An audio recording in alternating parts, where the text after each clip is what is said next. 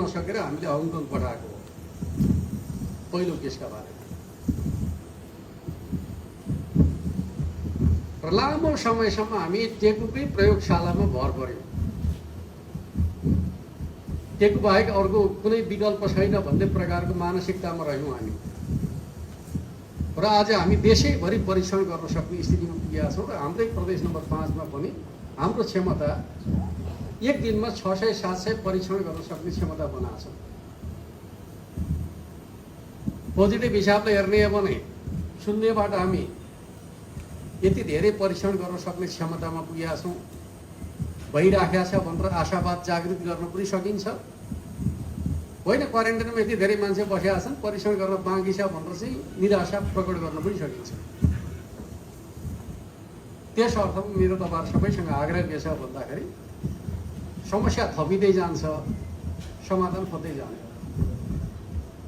समस्याबाट एकैचोटि मुक्त परिस्थितिको कल्पना चाहिँ कोभिडका सन्दर्भमा सम्भव छैन।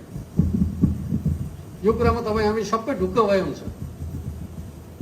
र कुनै ठाउँ विशेषका सन्दर्भका बारेमा न अमेरिका भन्नुहोस् न ब्रिटेन भन्नुहोस्, समस्याभन्दा अगाडि कोही छैन।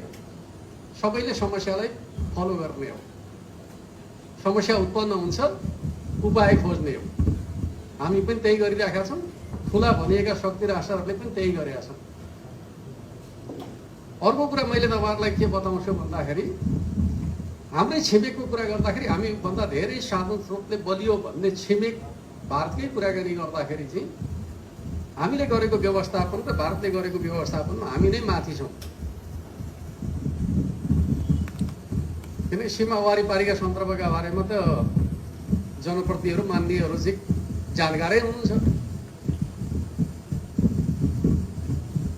र मलाई त के लाग्छ भन्दाखेरि चाहिँ हामीले जुन प्रकारको सतर्कता अपनाएका छौँ त्यो सतर्कता भारतीय पक्षले अपनाउन नसक्दाखेरि चाहिँ उसले महामारीलाई रोक्न नसक्ने भयो भन्ने चिन्ता हामीले गर्नुपर्ने स्थिति उत्पन्न भएको छ। जहिले म तपाईँहरूलाई बताउँ, यही मर्सवारीको केस अथवा चाहिँ हाम्रो गैंडावाको केसकै कुराकानी गर्दाखेरि दिल्ली के अरे मुम्बईदेखि मान्छे चाहिँ सङ्क्रमित मान्छेहरू चाहिँ यात्रा गर्दै आए। कति मान्छेलाई सार्दै आयो होला, कसैले रोकेन नि त। तर नेपालमा आइसकेपछि कम्तीमा समुदायले चाहिँ तिमीहरू क्वारेन्टाइनमा बस त भन्यो त। त्यस अर्थमा हामी चाहिँ कमजोरै छौँ, निरै छौँ भन्ने कि हामी स्वाभाविक रूपले यो सङ्कटको सामना गर्ने सन्दर्भमा हाम्रो सचेतनताको स्तर चाहिँ अन्यत्रको तुलनामा चाहिँ माथि रहेछ भनेर चाहिँ अलिकति सन्तोष गर्नै पर्छ। तर सवाल के हो त भन्दाखेरि स्वाभाविक रूपमा हामीले आफूलाई सुरक्षित गर्नका लागि गर्नुपर्ने तयारीका कामहरू भने गर्नै पर्छ। त्यस अर्थमा आज हामी छलफल गर्नु पर्छ। हिजो हामीले जति तयारी गर्यौँ त्यो चाहिँ पर्याप्त रहेनछ। हाम्रो चाहिँ चासो चिन्ता आजको छलफलको विषय के हो त भन्दाखेरि हामीले के कुरा ठानेका थियौँ त भनेर भन्दाखेरि नेपाल सरकारले हामीलाई चाहिँ आइसोलेसन बेड तयार गर्नु भनेर निर्देशन दिएको थियो। हामीले हाम्रो प्रदेशमा चाहिँ आइसोलेसन बेडले हुँदैन भन्ने हामीले ठान्यौँ, पहिले ठान्यौँ। कोरोना विशेष अस्पताल बनायौँ। प्रदेश सरकारले अन्यत्र कोरोना विशेष अस्पताल भनेर खासै बनाएको छैन। सरकारी अस्पताललाई नै प्रयोग गरिराखेका छन्। तर हामीले चाहिँ विशेष अस्पताल बनायौँ। त्यति गर्दाखेरि पनि त्यो अस्पताल चाहिँ जसको क्षमता चाहिँ साँच्चै भन्नुहुन्छ भने काठमाडौँ राजधानी रहेको ठाउँको तुलनामा चाहिँ अरू सबै प्रदेशको भन्दा हाम्रो क्षमता बढी हो। तर जब केस देखिन थाल्यो त्यो चाहिँ कमी भइहाल्यो। अहिले कस्तो छ, बाँगेमा बनाएको थियो भरिसक्यो, रूपन्देहीमा बनाएको थियो भरिसक्यो। अब अहिले हामीलाई तत्काल पर्यो भने केही राख्न सक्ने ठाउँ बेलजुलीमा छ। यही रफ्तारमा बढ्दै गयो भने बेलजुली पनि भरिनेवाला छ। त्यसपछि के गर्ने भन्ने विषयमा पनि हामीले छलफल गरेर चाहिँ समाधान खोज्नुपर्नेछ। हो त्यो प्रयोजनका लागि हामी यहाँ छलफल गर्नु परिरहेको छ। किनकि यो सङ्कट बढ्दै जान्छ, त्यो सङ्कटलाई कसरी सामना गर्ने भन्ने कुराका सन्दर्भको बारेको हाम्रो तयारी चाहिँ अपर्याप्त हुन सक्छ है।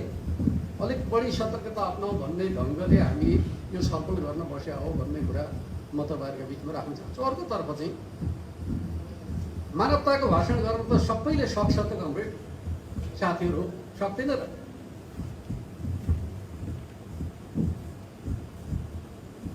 तर त्यो मानवताको कुरा गरिरहँदाखेरि गर्न सकिने चाहिँ के हो त?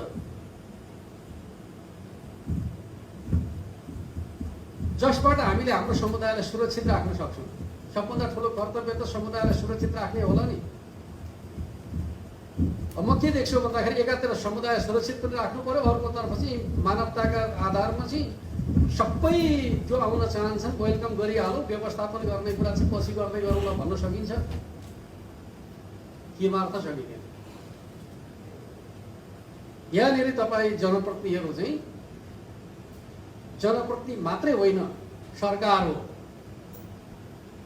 भोलिको भोटर खोज्ने होइन, जनताको सुरक्षा गर्ने जिम्मेवारी पुरा गर्ने कुरा। भोलि कसले भोट हाल्छ हाल्दैन भन्ने कुरा जीवन रहेपछि भोटका कुरा गरौँला।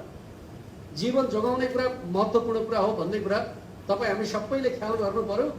जनताको जीवन जोगाइएछ भने त्यही ठाउँमा राजनीति गर्ने हो। जीवन जोगाउन सकिएन भने त्यस पछाडि गर्ने राजनीतिमा तपाईँ हामीलाई कसैले चाहिँ गन्नेवाला छ? अहिले तपाईँ हामीले चाहिँ जहाँबाट पनि ल्याउन खोज्ने, त्यसपछि सङ्क्रमितहरू ल्याएर समाजमा फैलाइदिने, त्यसपछि समाजमा महामारी फैलेपछि अहिले तपाईँहरूले गरेको चाहिँ मानवताको कार्य चाहिँ मान्छेले पूजा गर्नेवाला छ? छैन। भोलि तपाईँहरूलाई सबैलाई ब्लेम गर्छ। हेलचक्राइ गर्यो फलानुले, बोर्डरमा गएर लिएर आयो, क्वारेन्टाइनमा बसेकालाई चाहिँ बस्नु पर्दैन भन्यो भनेर भोलि फेरि त्यही प्रश्न उठ्नेवाला छ। जुन ठाउँमा अहिले हामी मानवताका कुरा गरिरहेका छौँ, भोलि जीवनको रक्षामा चाहिँ हाम्रा जनप्रतिनिधिहरूले ख्याल गर्नु भएन भन्ने प्रश्न पनि त्यत्तिकै गम्भीरतापूर्वक उठ्नेवाला छ। त्यस अर्थमा हामीले हाम्रो भूमिका चाहिँ सन्तुलित रूपमा जिम्मेवार रूपमा पुरा गर्नुपर्छ भन्ने कुरालाई ध्यान दिनुपर्छ भन्ने मलाई लाग्छ। एउटा पक्ष चाहिँ मैले तपाईँहरूका बिचमा राख्नु खोजेको पक्ष के हो भन्दाखेरि यो लडाइँमा सबैभन्दा महत्त्वपूर्ण भूमिका भनेको स्थानीय सरकारहरूकै हो। र अहिलेसम्म जे गर्नुभएको छ स्थानीय सरकारहरूको परिणाम नै हो। स्थानीय सरकारहरू सक्रिय नभएको भए यो परिणाम सम्भव थिएन।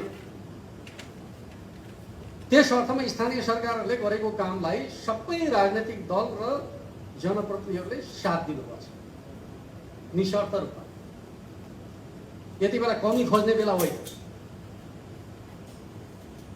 प्रायः गुनासो के सुन्छु भन्दाखेरि चाहिँ अब फलानुले यसो कमी गर्यो उसो कमी गर्यो सुझाव दिने हो, कमीको चर्चा गर्ने भए।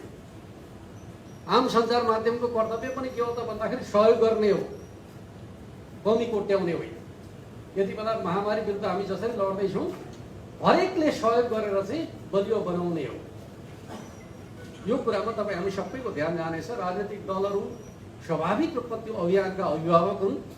उनीहरूले चाहिँ स्थानीय जनप्रतिनिधिहरूलाई बलियो बनाउने कुरामा, उनीहरूको क्षमतालाई बलियो बनाउने कुरामा सहयोग गर्नुपर्छ भन्ने लाग्छ। अर्कोतर्फ चाहिँ स्वाभाविक रूपमा चाहिँ अब यो लडाइँका सन्दर्भमा कुराकानी गर्दाखेरि चाहिँ मैले चारवटा पक्ष भन्छु मोटामोटी रूपमा हेर्दाखेरि चाहिँ। एउटा स्वास्थ्यकर्मीहरू स्वाभाविक रूपमा यो लडाइँमा उहाँहरू फ्रन्ट लाइनमा हुनुहुन्छ र उहाँहरूले जुन प्रकारको पेसा अगाल्नु भएको छ उहाँहरू डराउन मिल्दैन।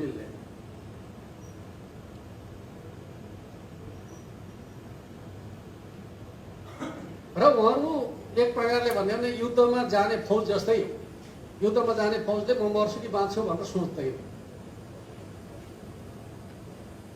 उसले विजयको परिकल्पना गर्छ र कमान्डरको आदेशको पालना गर्छ। त्यस अर्थमा स्वास्थ्यकर्मी मित्रहरूले यति बेला गर्ने कुरा के हो भन्दाखेरि जनताको सेवा हो, बिरामीहरूको उपचार हो। यो उहाँहरूको कर्तव्य हो। यो कर्तव्यलाई उहाँहरूले चाहिँ पुरा गर्नुपर्छ, गरिराख्नु भएको छ। र उहाँहरूलाई हतोत्साहित हुने काम, दुरुत्साहन गर्ने काम कसैबाट पनि हुनु भएन। काम गर्दाखेरि मान्छेले कमी गर्न सक्छ, तर त्यो कमीलाई व्यक्तिलाई दुरुत्साहन गर्ने हिसाबले कसैले पनि टिप्पणी गर्नु हुँदैन। र यति बेला चाहिँ स्वास्थ्य कर्मीहरू भनेका यो लडाइँका योद्धाहरू हुन्। उनीहरूले नै हाम्रो जीवनको रक्षा गर्ने हो। त्यस अर्थमा उहाँहरूका सन्दर्भका बारेमा हामी सबै सकारात्मक हुनुपर्छ र उहाँहरूलाई प्रेरित र प्रोत्साहित गर्नुपर्छ भन्ने मलाई लाग्छ। अर्को 3वटा अङ्गहरू डराउन मिल्दैन। त्यो 3वटा अङ्ग भनेको हो त भन्दाखेरि एउटा प्रशासन, दोस्रो सुरक्षाकर्मी, तेस्रो जनप्रतिनिधि। यी 3वटा अङ्गहरू व्यवस्थापक हुन्। व्यवस्थापन गर्ने अङ्ग चाहिँ डराउन मिल्छ मिल्दैन। जस्तो सुकै महामारी भयो भने पनि यो 3वटाले काम गरेकै हुनुपर्छ। त्यस अर्थमा चाहिँ यो महामारीका विरुद्धको सङ्घर्षमा चाहिँ यो 3वटा पक्ष चाहिँ यो महामारीका विरुद्धको लडाईँका व्यवस्थापक हुन्, उहाँहरू डराउन मिल्दैन। त्यस अर्थमा चाहिँ यो लडाईँमा हामी होमिनु पर्ने बाध्यता पनि छ, दायित्व पनि छ। त्यो जिम्मेवारी बोधका साथ हामीले चाहिँ आफूलाई प्रस्तुत गर्नुपर्छ। र स्वाभाविक रूपमा व्यवस्थापकका नाताले जसले जे कुराको भूमिका खेल्नु पर्ने हो एक अर्कालाई सहयोग चाहिँ गर्नुपर्छ। जस्तो कि सुरक्षाकर्मीका लागि न्यूनतम सुरक्षा सामग्रीको अभाव दिनुपर्छ। तर के होइन भन्दाखेरि चाहिँ अब पुरै हाम्रो कति सय किलोमिटर बोर्डर छ, सबैमा बस्ने सुरक्षाकर्मीलाई पिपिई नै उपलब्ध गराउने भन्ने खालको कुरा सम्भव र व्यवहारिक हुन्छ? हुँदैन। तर व्यवहारिक विषय के हुन्छ, रूपन्देहीका जति पनि बोर्डर इलाकामा रहेका मान्छेहरू प्रवेश गर्न खोज्छन् सबैलाई के भन्ने भन्दाखेरि तपाईँहरू एउटा नाका मात्रै प्रयोग गर्नुहोस् भनेर भन्ने, त्यो नाकालाई व्यवस्थित ढङ्गले व्यवस्थापन गर्नु, त्यति त गर्न सकिन्छ। पहिले चाहिँ अब लकडाउन नभएका बेलामा अथवा सीमा सिल नभएका बेलामा जहाँबाट पनि हिँडुल गर्न पाइन्थ्यो, अब चाहिँ किन नपाउने भनेर चाहिँ भन्ने र त्यसमा चाहिँ हामीले चाहिँ ठिकै हो भन्ने मिल्छ? मिल्दैन। किनकि अब हामी यस्तो अवस्थामा छौँ कि हामी सबैलाई सुरक्षा सामग्री दिन पनि सक्दैनौँ। जस्तो कि म तपाईँहरूलाई के कुरा बताऊँ भन्दाखेरि चीन र चाहिँ अमेरिका जस्ता मुलुकले यही हामी सर्जिकल मास्क चाहिँ उपलब्ध गराउन सकेन नागरिकलाई। अरूका कुरा छोडिदिनु। हामी त भाग्यमानी छौँ, यस अर्थमा भाग्यमानी छौँ कि हामीले चाहिँ व्यवस्थापन गर्ने समय अलिक लामो पायौँ। अहिले जुन परिस्थिति उत्पन्न भएको छ त्यो यही परिस्थिति चाहिँ 2 महिना अगाडि भयो भए के हुन्थ्यो? हामी अस्तव्यस्त हुन्थ्यो। अहिले कम्तीमा सोच्ने तयारी गर्ने मौका त पाएछौँ। त्यो चिज खुला भनिएका मुलुकहरूले त पाएन नि त। एकैचोटि तीव्र गतिमा सङ्क्रमण फैलिँदाखेरि उनीहरूका लागि पनि समस्या उत्पन्न भयो भन्दाखेरि व्यवस्थापनका सन्दर्भका बारेमा चाहिँ स्वाभाविक रूपमा हाम्रो सामर्थ्य जति हो त्यो सामर्थ्यका आधारमा व्यवस्थापन गर्ने प्रणाली विकास गर्नुपर्छ। अब साधन स्रोतले हामी अत्यन्त सम्पन्न भयौँ भनेपछि ल नाका धेरै खोलौँ भन्न सकिन्छ। जब हामी साधन स्रोतले सीमित अवस्थामा छौँ भने सीमित नाकाभित्र चाहिँ उपयुक्त व्यवस्थापन गरिकन चाहिँ गर्ने। त्यस अर्थमा चाहिँ अहिले हामी जो सुनौली नाकाकै कुरा गरिराखेका छौँ भने सुनौली नाकालाई चाहिँ त्यहाँ निश्चित सङ्ख्याका सुरक्षाकर्मीका लागि पिपिई उपलब्ध गराउनु, तर सबैका लागि होइन, त्यो सम्भवै छैन। किन जसले चाहिँ लाइन मिलाउनु पर्ने हुन्छ, मान्छेलाई छुनु पर्ने हुन्छ, उनीहरूका लागि मात्रै गर्ने हो। सोसियल डिस्टेन्स मेन्टेन गर्नेहरूका लागि पिपिईको आवश्यकता पर्दैन। जसले सोसियल डिस्टेन्स मेन्टेन गर्न सक्दैन उनीहरूका लागि सुरक्षा सामग्री चाहिने हो भन्ने पक्षलाई चाहिँ बुझ्नुपर्छ। यो सुरक्षा सामग्री सबैका लागि भन्ने प्रकारको चाहिँ धारणा बनाएर बस्ने कुरा उचित होइन र यो सम्भव पनि छैन भन्ने कुरालाई बुझ्नु जरुरी छ भन्ने कुरा म तपाईँहरूका बिचमा राख्न चाहन्छु। अब एउटा पक्ष मैले तपाईँहरूसँग चाहिँ अब अलिकति राख्न चाहेको पक्ष के भन्दाखेरि भारतीय पक्षले चाहिँ काउन्टर पार्टले भनौँ कम्तीमा चाहिँ भारततिर पनि निश्चित समयसम्म चाहिँ 1000 को सङ्ख्यामा राख्न सक्ने कुरा बताएको छ। अर्थात् 1000 को सङ्ख्यामा निश्चित समय राखेर त्यस पछाडि व्यवस्थित योजना बनाएर चाहिँ ल्याउँदाखेरि नै सुरक्षित होला नि त। आउने बित्तिकै ल्याउने भन्दा चाहिँ निश्चित समयसम्म बसेकालाई ल्याउने, त्यसपछि निश्चित समय राख्ने भन्ने प्रकारकै कुरामा समझदारी हुन्छ भने त्यो तरिका नै उपयुक्त हो। त्यति बेलासम्म हामी प्लानिङ गर्न सक्छौँ त्यस अर्थमा हामीले के भन्न सक्छौँ भन्दाखेरि काउन्टर पार्टलाई सङ्ख्या बढ्न थाल्यो भने अलिकति क्वारेन्टाइन बढाइदिनुहोस्, 1000का ठाउँमा 2000 राख्ने बनाइदिनुहोस्। त्यतिन्जेलसम्म तपाईँहरूको आएको चाहिँ जति नेपालीहरू आउँछन् उनीहरूको विस्तृत विवरण पनि तयार गरिदिनुहोस्। त्यसो भयो भने हामी के गर्न सक्छौँ भने त्यही अनुसारको प्लानिङ अन्तर्गत उहाँहरूलाई बित्याउन सक्छौँ। त्यो हिसाबले चाहिँ यदि एक खालको अन्डरस्ट्यान्डिङ छ भने त्यो अन्डरस्ट्यान्डिङलाई प्रयोग गरिकन व्यवस्थित रूपमा ल्याउने कुराका सन्दर्भमा यो तरिका प्रयोग गर्न सकिन्छ र यो हिसाबले प्रयोग गर्नुपर्छ भन्ने मलाई लाग्छ। अब रह्यो चाहिँ अब कस्तो हुन्छ भन्दाखेरि यो महामारी फैलदै जाँदाखेरिको अवस्था कस्तो हुन्छ भन्दाखेरि चाहिँ अब युरोपतिरको कुरा, अमेरिकातिरको कुरा म तपाईँहरूलाई सुनाउँछु।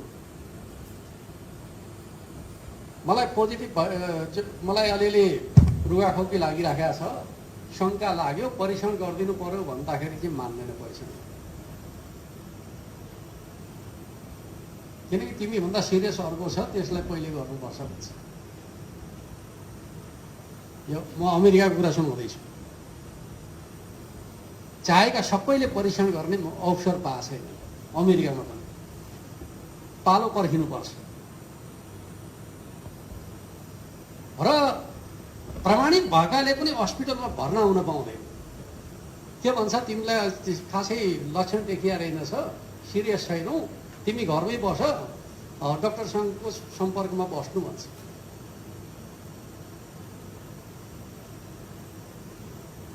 त्यो तरिका उनीहरूले प्रयोग गरेका छन् भन्ने कुरा बुझिसकेपछि हामीले अधिकतम रूपमा गर्न सक्ने कुरा के हो भन्ने कुराको योजना बनाउन सक्दैनौँ, बनाउनु पर्छ।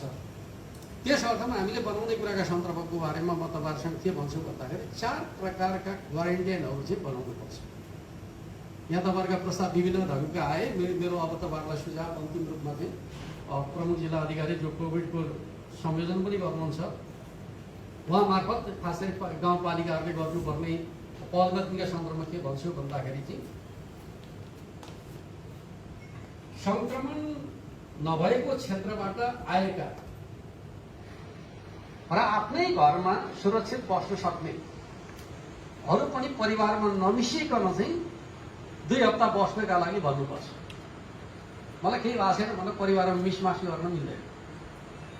त्यस अर्थमा त्यो प्रकारको तरिका प्रयोग गर्ने हिसाबले जुन जुन घरमा चाहिँ एउटा अलग कोठा राख्न सकिन्छ ती प्रत्येक घरले अलग कोठा राख्ने, लामो समय बाहिर बसेर आएका, त्यो इन्डिया होइन नेपालभित्रकै कुनै ठाउँमा गएर आएकाहरूलाई अनिवार्य रूपमा घरको अलग कोठामा बस्ने र अरू परिवारका सदस्यसँग नमिसिने गरी चाहिँ बस्नका लागि भन्नुपर्छ, जसलाई होम क्वारेन्टाइन भनिन्छ। सङ्क्रमित क्षेत्रका हकमा होइन। जसलाई हामी सङ्क्रमित मानिराखेका छैनौँ त्यही पनि सङ्क्रमित त हुन सक्छन् भन्ने अर्थमा सतर्कता अपनाउनु पर्यो। पहिलो कुरा, अब सबैका घरहरूमा चाहिँ होम क्वारेन्टाइनको व्यवस्था गर्न सकिँदैन। त्यस्ता ठाउँहरूका हकमा चाहिँ समुदाय मिलिकन चाहिँ कुनै एउटा नजिकको सामुदायिक भवन वा कुनै व्यक्तिको ठुलो घरलाई समुदाय मिलेर चाहिँ सामुदायिक क्वारेन्टाइन बनाउन सकिन्छ। त्यो सामुदायिक क्वारेन्टाइनको व्यवस्थापन समुदाय आफैले गर्ने, अर्थात् घरको चाहिँ बिछौना ल्याउने, घरको पाकेको भात लिएर आउने, सुरक्षित तरिकाले खुवाउने प्रबन्ध गर्ने, त्यसको रेखदेख टोल संस्थाहरूले गर्ने। यो पनि प्रचलनमा छ र अत्यन्त सफल रूपमा हाम्रा बर्दियाका दाजुभाइहरूले गर्नुभएको छ। यो पनि एउटा तरिका हो जसलाई हामी सामुदायिक क्वारेन्टाइन भन्न सक्छौँ। त्यसमा के हुन्छ भन्दाखेरि समुदाय नै मिलेर व्यवस्थापन गर्छन्, आफ्नो परिवारका सदस्यलाई के मिठो लाग्छ त्यही पकाउँछन्, ल्याएर दिन्छन्, तर त्यो काम उनीहरूले सुरक्षित तरिकाबाट गर्छन्। अर्थात् उनीहरू सोसियल डिस्टेन्स मेन्टेन गरेरै गर्छन्।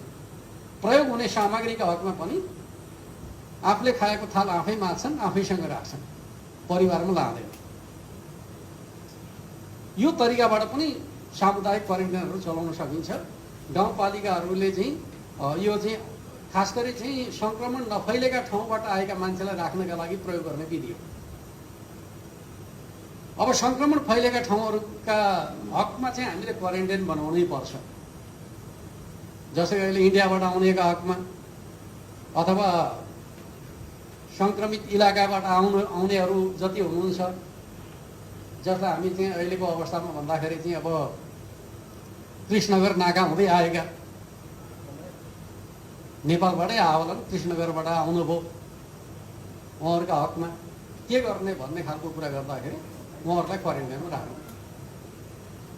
त्यो क्वारेन्टाइनको व्यवस्थापन कसले गर्ने भन्दाखेरि त्यो निर्माण गर्ने खालको काम चाहिँ गाउँपालिकाले गर्ने। गाउँपालिकाले निर्माण गर्ने क्वारेन्टाइनका सन्दर्भमा गाउँपालिकाले चाहिँ गाउँपालिका स्तरको पनि बनाउन सक्ने भयो, वडा स्तरको पनि बनाउन सक्ने भयो। तर त्यसका लागि अघि अध्यक्षज्यूहरूले र मेयर साहबहरूले जे रिपोर्ट गर्दै हुनुहुन्थ्यो त्यो कुरालाई ध्यानमा राखेर गर्ने। अर्थात् आफ्नो गाउँपालिकाका बाहिर रहेका नागरिकहरू कति छन्, कति तत्काल आउन खोज्दैछन् भन्ने कुराको लेखाजोखा गरिकन त्यसको तयारीका रूपमा क्वारेन्टाइनको सङ्ख्या निर्धारण। यो हिसाबले चाहिँ पालिकाहरूले गर्ने कुरा भनेको आफ्ना ठाउँका नागरिकहरूको व्यवस्थापन गर्ने कुराका सन्दर्भमा गर्ने कामको जिम्मा चाहिँ पालिकाहरूले नै लिने। यो तेस्रो क्वारेन्टाइनको कुरा। अब चौथो क्वारेन्टाइन जो अब हामी सीमावर्ती जिल्लाका अन्तर्राष्ट्रिय सिमाना भएका जिल्लावासी भएका नाताले एक प्रकारको चाहिँ राष्ट्रिय दायित्वका रूपमा निर्वाह गर्नुपर्ने क्वारेन्टाइन छ। त्यो क्वारेन्टाइनलाई हामीले जिल्ला स्तरको एक क्वारेन्टाइन भनौँ, जो सायद हाम्रो चाहिँ सिद्धार्थनगरको मेयरले भन्न खोज्नुभएको कुरा त्यही हो जस्तो लाग्छ। त्यो क्वारेन्टाइनको व्यवस्थापन चाहिँ जिल्ला स्तरीय चाहिँ कोभिड यो सिसिएमसी अन्तर्गतको सुरक्षा निकायले त्यसको व्यवस्थापन गर्छ र त्यो क्वारेन्टाइनको सङ्ख्या चाहिँ अलिक ठुलो बनाउँछ। के गर्ने भन्दाखेरि चाहिँ जस्तो कि अब यहाँका सन्दर्भमा अब अलिकति व्यवस्थित भएका कारणले गर्दाखेरि म के भन्छु भन्दाखेरि ल भारतमा चाहिँ 14 दिन राखेपछि भन्ने म कम्तीमा चाहिँ ऱ्यापिड परीक्षण गरेर पठाउनुहोस् भनेर अनुरोध गर्ने र त्यस्तालाई फेरि यहाँ ल्याएर चाहिँ अब हामीले चाहिँ के गर्ने भन्दाखेरि चाहिँ फेरि हाम्रो तर्फबाट पुनः परीक्षण गर्ने।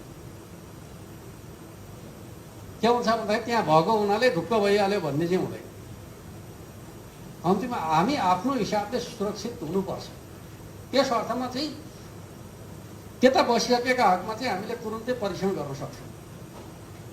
तर एउटा जोखिम चाहिँ के हुन्छ भन्दाखेरि बिचमा सङ्क्रमित समेत टच भएर आएको रहेछ भने त फेरि खतरा त भइहाल्छ। यो खालको जोखिम हुने भएको कारणले गर्दाखेरि त्यो जिल्ला स्तरीयको क्वारेन्टाइनबाट हामी के गर्छौँ भन्दाखेरि पालिकामा जानुपर्ने पालिकामा जानुहुन्छ, छोटो समयमा हामी व्यवस्थापन गर्छौँ, त्यहाँ लामो समय राख्दैनौँ। त्यो हेर्दाखेरि हामी धेरै राख्दाखेरि 1 हप्तासम्म राख्छौँ। किन भन्दाखेरि 1 हप्तासम्म चाहिँ पिसिआर विधिको परीक्षण गर्नका लागि न्यूनतम 1 हप्ता बस्नुपर्छ त्यसको लक्षण देखिनका लागि। लक्षण भने चाहिँ पिसिआरमा देखिने कुराको त्यो चाहिँ यो रोगको लक्षण होइन। स्वाब कलेक्सन गर्दाखेरि स्वाबमा चाहिँ पोजिटिभ देखिनका लागि 1 हप्ता जतिको समय लाग्छ। कतिपयले के भन्नुहुन्छ तुरुन्तै गर्दै भइहाल्ने बोर्डरमै भन्नुहुन्छ, त्यो सम्भव छैन। त्यो प्राविधिक हिसाबले चाहिँ जे कुरा गर्दाखेरि सुरक्षित भइन्छ त्यही कुरा गर्ने। कम्तीमा चाहिँ 1 हप्ताको समय राखेर हामीले चाहिँ पिसिआर परीक्षण गर्न सकिन्छ, त्यो तरिकाबाट जानुपर्छ। अथवा अब भारतमा बसेको कुराको ग्यारेन्टी भएको हकमा चाहिँ हामीले ऱ्यापिड प्रयोग गरिकन चाहिँ सम्बन्धित ठाउँमा पठाइदिने। त्यो ठाउँमा फेरि चाहिँ 2 हप्ता बसेर चाहिँ अन्त्यमा फेरि पिसिआर विधिको परीक्षण गरिकन चाहिँ भारतीय नागरिकका हकमा चाहिँ भारतबाट आउनेका हकमा चाहिँ पिसिआर विधि चाहिँ एउटा बिन्दुमा अनिवार्य गर्छ। यो जिल्ला स्तरीय क्वारेन्टाइनमा चाहिँ ऱ्यापिड गर्ने हो भने पालिका स्तरको क्वारेन्टाइनको 14 दिन पछाडि चाहिँ पिसिआर गर्ने। त्यसो भने हामीलाई चाहिँ के हुन्छ भने व्यवस्थापन गर्न सजिलो हुन्छ। त्यसले गर्दाखेरि मेरो तपाईँहरूसँग आग्रह के छ भन्दाखेरि भारतबाट आउनेका हकमा चाहिँ अनिवार्य रूपमा पिसिआर परीक्षण गर्ने। तर त्यो पिसिआर परीक्षण कसरी गर्ने भन्ने कुरा चाहिँ जिल्ला स्तरीय सिसिएमसीको योजना अन्तर्गत चाहिँ गर्ने। तर चाहिँ स्वाभाविक रूपमा चाहिँ त्यो के हुन्छ भन्दाखेरि ऊ चाहिँ एक प्रकारले चाहिँ अब क्वारेन्टाइनमा बसेर चाहिँ सुरक्षित भएको चाहिँ सुनिश्चितता चाहिँ हुनुपर्छ। त्यो हिसाबले हामीले गऱ्यौँ भने मलाई लाग्छ अलिकति ढुक्क हुन सक्दैन, समुदायमा फैलनबाट हामी रोक्न सक्छौँ भन्ने मलाई लाग्छ। अर्कोतर्फ चाहिँ के छ भन्दाखेरि अब केस बढ्दै गयो भने, अब पोजिटिभ केस बढ्दै गयो भने अब तपाईँहरूले जति रिपोर्ट गर्नुभएको छ, अब प्रायः इन्डियाबाट आएका चाहिँ पालिकामा 300-400 राखेका छौँ भन्नुभएको छ। त्यो राखेको फेरि के छ भन्दाखेरि भिडभाड जम्मा गरेर राख्नु भएको छ। कोठा छुट्याएर राख्ने कुरा त धेरै कमले गर्नुभयो होला। र एकअर्कामा नमिसिकन राखेका त छैन होला, मिसमास भइसक्यो होला भन्दाखेरि एउटा पोजिटिभ केस देखिनुको भन्नुको अर्थ समूहमा कम्तीमा क्वारेन्टाइनभित्र चाहिँ सङ्क्रमण हुने सम्भावना चाहिँ देखिन्छ। त्यस अर्थमा मेरो तपाईँहरूसँग के छ भन्दाखेरि अहिले जुन तरिकाले राखेका छौँ त्यो तरिकाले सङ्क्रमण बढ्न सक्छ भन्ने कुरालाई अनुमान गरिकन सबै सुरक्षित रहेछन् भने त सबै नेगेटिभ आउला, तर कोही चाहिँ सङ्क्रमित भएर आएको रहेछ र त्यो क्वारेन्टाइनमा बसेको रहेछ भने उसले अरूलाई सारिसक्यो होला भन्ने कुराको अनुमान गर्ने हो भने हाम्रा लागि के हुन्छ भन्दाखेरि पोजिटिभ केसहरू बढ्न सक्छन् भन्ने अनुमान गर्नु पर्यो। अब अहिले के भयो भन्दाखेरि तपाईँ हामीले चाहिँ एक हप्ताकै अवधिमा होइन हाम्रो हस्पिटलहरू भरिसक्यो। अब फेरि हामी कन्ट्र्याक्ट ट्रेसिङ गर्दैछौँ, त्यसले पनि सङ्ख्या बढाउन सक्छ। यद्यपि हाम्रो चाहिँ रूपन्देहीको हकमा एउटा पोजिटिभ कुरा के छ भन्दाखेरि प्रायः सबै पोजिटिभ केसहरू क्वारेन्टाइनमै भएका कारणले गर्दाखेरि समुदायमा गएको छैन भन्ने कुरामा हामी आशावादी छौँ। यो चाहिँ पोजिटिभ छ, तर पनि कन्ट्र्याक्ट ट्रेसिङ गर्दाखेरि आउन सक्छ भन्ने अनुमान त गर्नु पर्यो। त्यो हिसाबले हेर्दाखेरि चाहिँ अब हामीले चाहिँ यो उपचार गर्ने ठाउँका सन्दर्भमा दुई प्रकारको वर्गीकरण गरेर उपचार गर्ने प्रबन्ध गर्नुपर्छ भन्ने निष्कर्ष निकालेका छौँ। एउटा आइसोलेसन सेन्टर, अर्को चाहिँ कोरोना विशेष अस्पताल। आइसोलेसन सेन्टरमा हामी त्यस्ता मान्छेहरूलाई राख्छौँ जसलाई पोजिटिभ छ तर रोगको लक्षण छैन, ती मान्छेहरूलाई हामी आइसोलेसन सेन्टरमा राख्छौँ। र यो आइसोलेसन सेन्टर निर्माण गर्ने कुरा चाहिँ अब जिल्ला स्तरको सिसिएमसीको योजनाभित्र पालिकाहरूको संयोजनमा कम्तीमा रूपन्देहीले चाहिँ 200 बेड क्षमताको आइसोलेसन केन्द्र निर्माण गर्नुपर्नेछ। पछि त्यो बढ्न पनि सक्छ, तर अहिले तत्कालका लागि तपाईँहरूले चाहिँ 200 बेड क्षमताको आइसोलेसन केन्द्र बनाउने हिसाबले 1-2 दिनभित्रै तपाईँहरूले चाहिँ तयारी गर्ने खालको काम गर्नु होला। त्यसमा मेरो तपाईँहरूसँग आग्रह के छ भन्दाखेरि अब त्यो आइसोलेसन केन्द्रका सन्दर्भका बारेमा खाट र बिस्तराका सन्दर्भमा बन्द भएका चाहिँ तालिम केन्द्रहरू अथवा कतिपय ठाउँमा भन्दै भने अहिले त अब विभिन्न अस्पतालहरूमा चाहिँ बेडै खाली छन्, त्यो अस्पतालका बेडहरू, होटेलकै चाहिँ बेडहरू सहयोगका रूपमा प्राप्त गर्ने र त्यसका आधारमा तत्काल व्यवस्थापन गरिहाल्ने। पुगेन भने स्थानीय स्तरबाट चाहिँ त्यसलाई पूर्ति गर्ने र त्यो आइसोलेसन केन्द्रभित्र चाहिँ जुन उपचारको र वा चाहिँ खानपिनको प्रबन्ध चाहिँ प्रदेश कोभिड कोषबाट गर्ने एउटा एक प्रकारको नियमित भर्डनका रूपमा रहन्छ, किनकि बिरामी भइसकेपछि उसलाई नियमित रूपमा पोसिलो खानेकुरा खुवाउनु पर्ने हुन्छ। त्यो पोसिलो खानेकुरा खुवाउने खालको जिम्मेवारी चाहिँ प्रदेशले लिन्छ र त्यो प्रदेशका तर्फबाट तपाईँहरूले चाहिँ सामाजिक विकास मन्त्रालय मार्फत त्यो चाहिँ रकम प्राप्त गर्नुहुन्छ। त्यो हिसाबले चाहिँ हामी आइसोलेसन केन्द्र निर्माण गर्छौँ। कोरोना विशेष अस्पतालको सम्पूर्ण जिम्मेवारी पहिलेदेखि प्रदेशले लिएकै छ, त्यस अर्थमा हामी त्यो क्षमता चाहिँ बढाउने भन्ने खालको कुरा भएको छ, त्यसलाई हामी बढाउँछौँ। र एक प्रकारले भन्यो भने हाम्रो ठाउँका बिरामीहरू हाम्रै ठाउँमा उपचार गर्न पाउने जुन नीति बनाएका छौँ त्यो नीति अन्तर्गत अब अहिले त हामीले के भनेको छौँ भने पहाडका जिल्लाहरूमा चाहिँ हरेक जिल्लामा 50वटा आइसोलेसन सेन्टर सबैतिर बनाउने भनेका छौँ। त्यसो हुँदाखेरि चाहिँ सिरियस केस मात्रै हामी कहाँ चाहिँ कोरोना विशेष अस्पतालमा आउँछन् भन्ने हाम्रो बुझाइ छ। त्यसो हुँदाखेरि केही समय हामी चाहिँ यो व्यवस्थापनबाट चाहिँ परिस्थितिको सामना गर्न सक्छौँ भन्ने मलाई लाग्छ। त्यो हिसाबले हामी तयारी गर्नेछौँ भन्ने खालको कुरा म तपाईँहरूका बिचमा राख्न चाहन्छु। र यो अब यो कतिपय सुरक्षा अङ्गहरूलाई चाहिँ अलिकति व्यवस्थापन गर्ने कुराका सन्दर्भमा प्रदेश सरकारको तर्फबाट चाहिँ सहजीकरण गर्ने भन्ने खालको कुरा हामीले गरेका छौँ।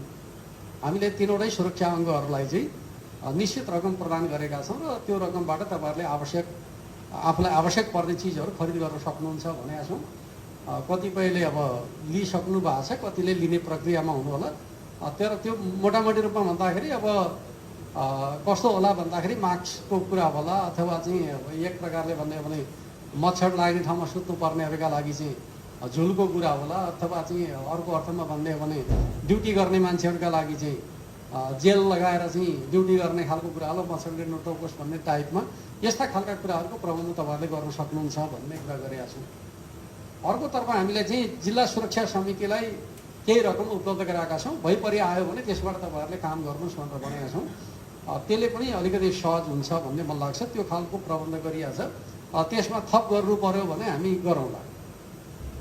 त्यस अर्थमा चाहिँ अब प्रदेशले कुन कुन क्षेत्रमा कसरी चासो दिएको छ भन्ने कुराका सन्दर्भमा मैले तपाईँहरूको बिचमा यति जानकारी गराएँ। अहिले सबभन्दा ठुलो समस्या चाहिँ अब यो परीक्षणको दायरा बढाउँ भन्ने कुराका सन्दर्भमा एक प्रकारको चाहिँ अब वात्तै चाहिँ अब आशंकित व्यक्तिहरूको सङ्ख्या बढिसकेपछि अलिकति दबाब चाहिँ बढेको छ। त्यस अर्थमा हामीले चाहिँ अब के छ भन्दाखेरि यो पिसिआरका लागि चाहिँ प्रयोग हुने चाहिँ भिटिएम भन्ने चिज चाहिँ धेरै महँगो छैन। त्यो 400-500 को हाराहारीमा एउटा भिटिएम प्राप्त गर्न सकिन्छ भन्ने बुझिएको छ। त्यस अर्थमा हामीले चाहिँ जिल्ला स्वास्थ्यलाई चाहिँ तिमीले भिटिएम चाहिँ प्राप्त हुन्छ भने ल्याऊ भनेर भनेका छौँ। अब एकपटकमा 5 लाखभन्दा बढी उसले खरिद गर्न सक्दैन। प्रत्येक जिल्लालाई हामीले 5 लाख रुपियाँ उपलब्ध गराउने निर्णय गरिसकेका छौँ। उनीहरूले चाहिँ त्यो आफैले खरिद गरिकन भिटिएम त्यो चाहिँ स्वाब बोक्ने भाँडो मात्रै हो। त्यो स्वाब बोक्ने भाँडो प्राप्त भयो भने स्वाब कलेक्सन गर्यो भने रिएजेन्ट त पुलिङ पनि गर्न सकिन्छ। त्यो ठुलो समस्याको कुरा होइन। त्यस अर्थमा अहिले हामीलाई त कम्ती व्यक्तिको स्वाब कलेक्सन गरिकन चाहिँ परीक्षण गर्ने प्रयोगशालासम्म पुर्याउने खालको कुरामा जे समस्या उत्पन्न भएको छ त्यो समस्या चाहिँ अहिले तत्काल चाहिँ तराईका सबै जिल्लाहरूलाई चाहिँ 5-5 लाख रुपियाँ दिएर त्यसबाट तपाईँहरू चाहिँ त्यो भिटिएम खरिद गर्नुहोस् भनेर भनेको छ। त्यो विधिबाट जाने अब सामान्यतया के छ भने बजारमा उपलब्ध हुन्छ भन्ने खालको कुरा आएको हुनाले गर्दाखेरि चाहिँ एउटा सकियो भने अर्को फेरि चाहिँ त्यही विधिबाट मगाउन सकिन्छ। त्यो ठुलो कुरा भयो। त्यो तरिकाबाट पनि हामी अगाडि बढ्छौँ। अर्कोतर्फ चाहिँ अब खास गरी नेपाल सरकारले चाहिँ नेपाली सेना मार्फत ल्याउने चिज आजबाट काठमाडौँ प्रवेश गर्यो भन्ने कुरा सुनेको छ। त्यसबाट प्राप्त हुने चिजलाई पनि हामी प्राथमिकताका साथ जहाँ चाहिँ अब सङ्क्रमित क्षेत्र चाहिँ देखा परेको छ ती क्षेत्रहरूमा चाहिँ पठाउने हिसाबले मगाउँछौँ। अझै पनि केही सामग्री चाहिँ हाम्रो प्रदेशमा आइराखेको होला भन्ने लाग्छ। साँझसम्म आइपुग्छ। त्यसलाई पनि हामीले वितरण गर्छौँ र सँगसँगै वैकल्पिक उपायद्वारा चाहिँ किनेर चाहिँ परीक्षणको दायरा बढाउने खालको काम पनि गर्छौँ। मैले यो सन्दर्भमा तपाईँहरूका बिचमा चाहिँ के गर्ने भन्ने खालको कुराका बारेमा यति कुरा तपाईँहरूका बिचमा राखिन्छ। अर्को चाहिँ यो क्वारेन्टाइनको व्यवस्थापनका सन्दर्भका बारेमा तपाईँहरूको एउटा चाहिँ चासो के छ देखियो भन्दाखेरि कहिलेसम्म हामीले व्यवस्थापन गर्ने त्यसको खर्चको के हुन्छ भन्ने खालको कुराका सन्दर्भमा अब हामीले त प्रदेश सरकारको तर्फबाट पहिले नै जानकारी एउटा निर्देशन पठाएकै थियौँ। त्यो तपाईँहरूसम्म आइपुगेन छ भन्ने लाग्छ तपाईँहरूको कुरा सुन्दाखेरि चाहिँ। यो क्वारेन्टाइन व्यवस्थापनका सन्दर्भमा केन्द्रीय कोभिड कोष मार्फत त्यो रकम प्राप्त हुन्छ। तर त्यसको व्यवस्थित तपाईँहरूले चाहिँ अभिलेख राखिकन चाहिँ जिल्ला स्तरको सिसिएमसी मार्फत तपाईँहरूले चाहिँ शोध भर्नाका लागि माग गर्ने हो। त्यो रकम तपाईँहरूले प्राप्त गर्न सक्नुहुन्छ। राहतको रकम चाहिँ प्राप्त हुँदैन। क्वारेन्टाइनको हकको रकम चाहिँ तपाईँहरूले चाहिँ जे खर्च गर्नुभएको छ त्यो चाहिँ एउटा प्रक्रिया सम्मत ढङ्गले गरेका खर्चहरू चाहिँ तपाईँहरूले चाहिँ माग गर्न सक्नुहुन्छ, प्राप्त गर्न सक्नुहुन्छ। यो ढङ्गले चाहिँ जान सकिन्छ भन्ने मलाई लाग्छ। जहाँसम्म राहतको कुरा छ, राहतको सन्दर्भमा चाहिँ मेरो चाहिँ भनाइ के छ भन्दाखेरि अब यसो अब तपाईँहरूले बोल्दाखेरि पर्या भाषाको कुराकानी गर्दाखेरि त आजैभोलि मान्छे चाहिँ अब भोकमरीमै परिहाल्यो कि जस्तो पनि सुनिन्छ। तर मलाई त्यो कुरामा त्यति विश्वास चाहिँ लागेको छ। किन हाम्रो समाज कस्तो हो भन्दाखेरि चाहिँ अब प्राय हामी ग्रामीण समाजको कुराकानी गर्दाखेरि त आफूलाई चाहिने चाहिँ अन्न चाहिँ अहिलेसम्म उत्पादन भएकै छ। वर्षभरिका लागि हामीले जो गर्ने गरेकै छ भन्दाखेरि केही न केही खानेकुरा त मान्छेसँग छँदैछ। नहुने भनेको चाहिँ सहरमा बस्ने चाहिँ ज्यालादारी श्रमिकहरूसँग हो। र ग्रामीण क्षेत्रमा पनि के हुन्छ भन्दाखेरि ज्यालादारी मजदुरी गर्ने चाहिँ परिवारहरू छ भने जसले आफै अन्न उत्पादन गर्दैन, अरूका लागि काम गर्छ, त्यस्तो परिवार छ भने त्यो चाहिँ सङ्कटमा पर्न सक्छ। तर हामी कस्तो तरिका देख्यौँ त भन्दाखेरि लकडाउन भएको चाहिँ 15 दिन भएको छैन, हामी राहत बाँड्न हतार गरिहाल्यौँ। र राहत बाँड्दाखेरि कस्तो भयो भन्दाखेरि चाहिँ हामीले चाहिँ अब नाम सिफारिस गर्न अनुरोध गऱ्यौँ, कोही छुट्नेवाला छैन। सबका सब सूचीमा चढेकै छ, चाहिने पनि चढेको छ, नचाहिने पनि चढेको छ भन्दाखेरि चाहिँ यो कस्तो हुन्छ भन्दाखेरि अब अहिले तपाईँहरू कहाँ चाहिँ यो अवस्था देखिया छ छैन। पहिले भूकम्पका बेलामा मैले चाहिँ काठमाडौँ पेरिफेरीमा देखेको कुरा के हो त भन्दाखेरि चाहिँ घरमा चाहिँ अब त्यो टेन्ट लगाएर सुतेको छ, तर चाहिँ बिछौनामा चाहिँ चामलका बोराहरूको चाङ छ। तर बाहिर आएर मिडियामा के भन्छ भन्दाखेरि कसैले सहयोग गरेन, म त भोगै छु भन्छ। किन भन्दाखेरि त्यो माग्ने रोग लागिसकेपछि मान्छे मगन्ते हुन्छ। कहिलेका हामी भारतीय सहरहरूका कतिपय सुन्छौँ नि, मगन्तेका कोठामा चाहिँ लाखौँ रकम फेला पऱ्यो भन्छौँ भन्ने समाचारहरू पढ्छौँ। त्यो प्रकारको एउटा मनोवृत्तिको विकास भयो भने त हामीले समाजलाई कहिले माथि उठाउन सक्दैन। त्यसर्थ मेरो तपाईँहरूसँग भनाइ के छ भन्दाखेरि अलिकति जनप्रतिनिधिहरू चाहिँ जनप्रतिनिधि मात्रै हुने होइन है, शासक पनि हुने हो। यो शासन गर्ने जिम्मेवारी भनेको सिडिओ साहबको मात्रै होइन, तपाईँहरूको पनि हो। जनताको जीवनको रक्षा गर्ने हो। तर चाहिँ राज्यको चाहिँ जुन कोष छ नि त्यो चाहिँ विचार गरेर मात्रै खर्च गर्ने हो। यो सङ्कट कति समयसम्म जान्छ भन्ने कुराको त कसले हिसाब किताब गरेका छ। अहिले तपाईँहरू बडा उदार भएर जति बेला मान्छे आफैले व्यवस्थापन गर्न सक्छ, बडा चाहिँ ल आइजाऊ राहत ल्याऊ भनेर भन्ने जति बेला साँच्चै क्राइसिस हुन्छ तपाईँका गोजीमा चाहिँ केही पनि नहुने स्थिति भयो भने के हुन्छ। त्यसैले राज्यले चाहिँ भोलिका लागि सोच्नुपर्छ। भोलि ठुलो सङ्कट आउन सक्छ, त्यो बेला चाहिँ म तयारी अवस्थामा बस्नुपर्छ भन्ने खालको कुरा पालिकाहरूले सोच्ने कि नसोच्ने भन्दाखेरि सोच्नुपर्छ। त्यसैले यो राहत बाँड्ने कुरामा चाहिँ धेरै उदार हुने खालको कुरा चाहिँ उचित होइन भन्ने लाग्छ। पहिलो चरण, दोस्रो चरण, अब तेस्रो चरणको कुरा गर्दै हुनुहुन्छ। मेरो तपाईँहरूसँग आग्रह के छ भन्दाखेरि काम सिर्जना गरौँ। म त के भन्छु भन्दाखेरि यो जेठ असार साउन 3 महिना त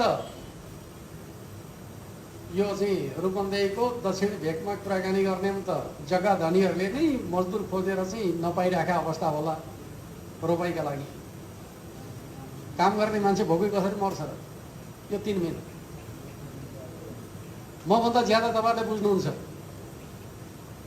किनकि यहाँ काम गर्न, रोपाइ गर्न, हलो जोत्न यहाँका मजदुर नपुगेर इन्डियाबाट ल्याउनु पर्ने ठाउँ हो। यही ठाउँमा चाहिँ हामी खेती गर्दैछौँ भनेपछि मान्छेलाई काम दिन सकिँदैन। व्यवस्थापन गर्ने हो, व्यवस्थापन गर्ने हो भने काम जति तपाईँहरूले यो बर्खाको सिजनमा गाउँभित्रै सिर्जना गरेर हरेकलाई चुलो बाल्न सक्नुहुन्छ। र कोही कोही समस्यामा परे भने तिनीहरूको व्यवस्थापन पालिकाका तर्फबाट गर्न सक्नुहुन्छ। काम गर्न सक्ने छ भने कामका लागि चाहिँ रोजगारको कार्यक्रम, त्यही काम सिर्जना गर्नुहोस्, पैसा दिनुहोस् ज्यालामा। खास गरी अब प्रधानमन्त्री रोजगार कार्यक्रमलाई त्यही काममा प्रयोग गर्नुहोस्। प्रत्येक पालिकामा त्यसको रकम आएकै छ। साउनसम्म त्यसलाई खर्च गर्ने हो। साउनसम्म खर्च गर्नका लागि तपाईँहरूले केही न केही काम सृजना गरिकन चाहिँ काम गरेपछि पैसा पाइन्छ भन्ने भयो भने अहिले राहत माग्ने चाहिँ 80% घट्छन्, मेरो बुझाइ छ। त्यसपछि तपाईँहरूलाई अलिकति हल्का हुन्छ र तपाईँहरूले अब त्यसका बावजुद 2-3वटा समुदायका हकमा तपाईँहरूले विचार गर्नुपर्ने हुन्छ। एउटा वृद्धहरू मात्रै भएका परिवारहरू छन् र चाहिँ अलिअलि गरी खाने मान्छेहरू चाहिँ अब बिरामी भइहाल्यो, कोरोना सङ्क्रमण भयो, अब त काममा जान सकेन नि त, ऊ त आइसोलेसनमा बस्नुपर्छ। त्यो ठाउँका लागि चाहिँ हेर्नु पर्यो। गर्भवती सुत्केरी महिलाहरू छन्, उनीहरू चाहिँ अब बाहिर हिँडडुल गर्ने कुरा जोखिमपूर्ण हुन्छ। उनीहरू घरमै सुरक्षित बस्नुपर्छ। तिनीहरूलाई काममा जाऊ भन्ने कुरा उचित हुँदैन। उनीहरूका लागि प्रबन्ध गर्नु। अपाङ्गता भएका मान्छेहरू छन् जसले श्रम गरेर चाहिँ यो खास गरी शारीरिक श्रम गरेर खान सक्दैनन्। त्यस्ता मान्छेहरूका लागि फेरि सोच्नै पर्छ, किनकि मान्छेलाई भोगै मर्न दिनु हुँदैन।